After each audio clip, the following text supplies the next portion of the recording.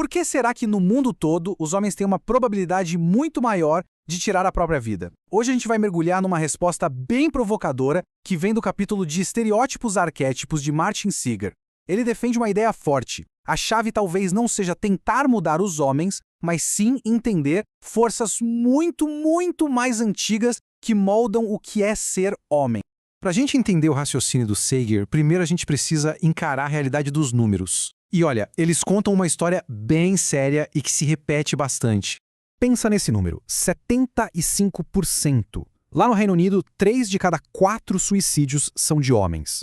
E o mais preocupante, como o Seeger aponta, é que isso não é algo novo, uma oscilação do momento. É um padrão teimoso que resiste, sabe? Décadas e décadas de mudanças sociais e o número continua lá, alto. Então, a pergunta que move todo esse estudo é: o que explica essa diferença tão drástica?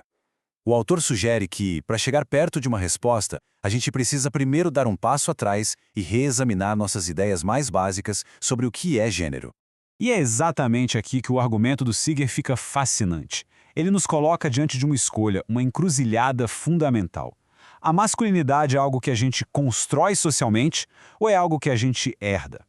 A resposta para essa pergunta, segundo ele, muda completamente o jogo.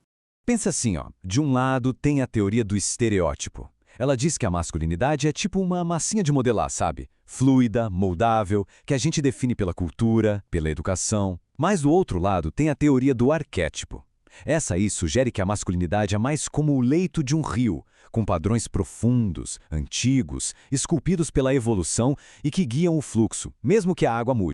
A ideia provocadora do Seeger é que talvez a gente esteja olhando para isso do jeito errado. E se esses tais estereótipos tóxicos, como a tendência masculina de correr riscos e de ser protetor, não forem só construções sociais, mas sim ecos desses arquétipos antigos que ajudaram a nossa espécie a sobreviver? Bom, é uma teoria e tanto, mas cadê as provas, né? O Seeger nos convida a olhar para um comportamento que aparece na história masculina de ponta a ponta, a tomada de risco. Os dados do mercado de trabalho de hoje já dão o que pensar. Os homens são pouco mais da metade da força de trabalho no Reino Unido, mas somam impressionantes 96% das mortes no ambiente de trabalho.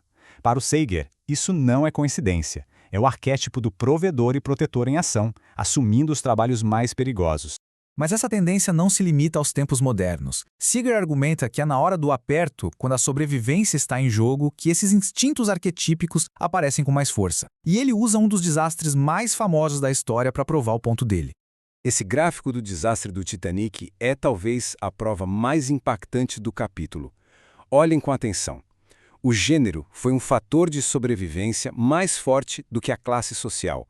Uma mulher na terceira classe, a mais pobre de todas, tinha mais chance de sobreviver do que um homem na primeira classe, o mais rico. Como assim? A explicação do Seeger é que, numa crise de vida ou morte, o impulso arquetípico dos homens de proteger mulheres e crianças falou mais alto que tudo, inclusive mais alto que o dinheiro e a posição social. Só que essa tendência arquetípica de homens como protetores tem um lado bem sombrio na sociedade de hoje. Seeger argumenta que isso cria uma perigosa lacuna de empatia. É como se a gente tivesse um ponto cego que nos impede de ver os homens como vulneráveis, como pessoas que também precisam de proteção. Vamos ver alguns exemplos. Por exemplo, no Reino Unido, os homens são 1/3 das vítimas de violência doméstica, mas menos de 1% das vagas em abrigos são para eles. A desproporção entre a necessidade e o apoio oferecido é gritante. A mesma coisa acontece com a população em situação de rua na Inglaterra. 86% são homens. Mesmo assim, o autor nota que o fator gênero quase nunca é levado em conta nas estratégias para lidar com o problema. E aqui está a armadilha psicológica que o Seeger identifica. A sociedade manda uma mensagem dupla, totalmente contraditória. Seja forte e nos proteja, mas ao mesmo tempo, seja vulnerável e se abra. Ele chama isso de vínculo duplo, uma situação em que não dá para ganhar. Não importa o que a pessoa faça. E essa armadilha, ele argumenta, pode ser mortal. Então tá. Se o problema tem raízes tão profundas e ainda é piorado por essa lacuna de empatia, qual é a solução? O Seeger propõe algo que pode soar radical. A gente precisa parar de lutar contra a natureza masculina e começar a trabalhar com ela. A ideia não é tentar mudar a masculinidade em si, mas sim mudar a nossa resposta social a ela.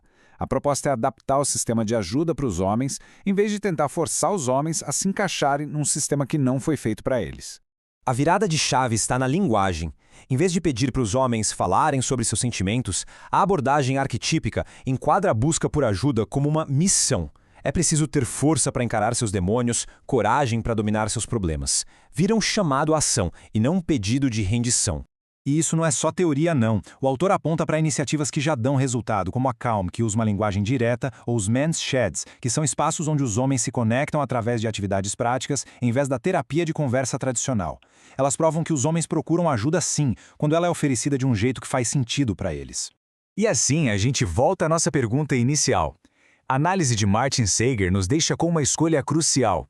Para reduzir esses números trágicos de suicídio masculino, a gente deve continuar tentando encaixar os homens num sistema que não foi pensado para eles? Ou será que deveríamos, em vez disso, criar um sistema que entenda e use a força e a natureza do arquétipo masculino? A resposta, sugere Seger, pode ser a diferença entre a vida e a morte.